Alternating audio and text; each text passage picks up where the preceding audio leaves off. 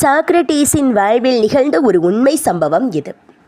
Athens வாசி ஒருவர் சாக்ரடீஸிடம் வந்து, உங்கள் நண்பரை பற்றி ஒரு விஷயம் கேள்விப்பட்டேன், அதை உங்களிடம் சொல்வதற்காக வந்தேன் என்றார்.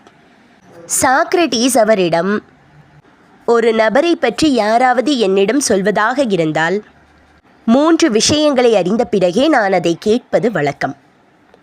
முதலாவதாக, நீங்கள் சொல்ல வந்த விஷயம் உண்மையானது என்பது உங்களுக்கு உறுதியாக தெரியுமா என்று கேட்டார் சாக்ரடீஸ்.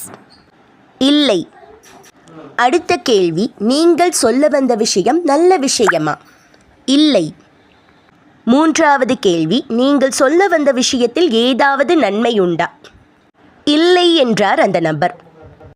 ஆக, சொல்ல வந்த விஷயம் உண்மையா பொய்யா என்பது உங்களுக்கு தெரியாது, அது நல்ல விஷயமும் கிடையாது, அதனால் எந்த நன்மையும் இல்லை. அப்படி என்றால் எதற்காக நீங்கள் அந்த விஷயத்தை என்னிடம் கூற வேண்டும்? அப்படி நீங்கள் என்னிடம் அதை கூறினால் அது வீண் பழிதானே என்றார் சாக்ரடீஸ்.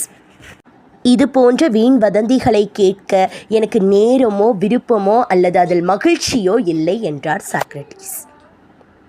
நாமும் அடுத்தவர்களை பற்றி பேச நேர்ந்தால் இந்த 3 கேள்விகளுக்கும் இல்லை என்று நமக்கு பதில் கிடைத்தால் நிச்சயமாக நாம் அடுத்தவர்களை பற்றி பேசவே கூடாது. வீண் வதந்திகளை பரப்புவதால் நேரமும் ஆற்றலும் மட்டும்தான் விரயமாகும். அதனால் எந்த ஒரு பயனும் கிடையாது.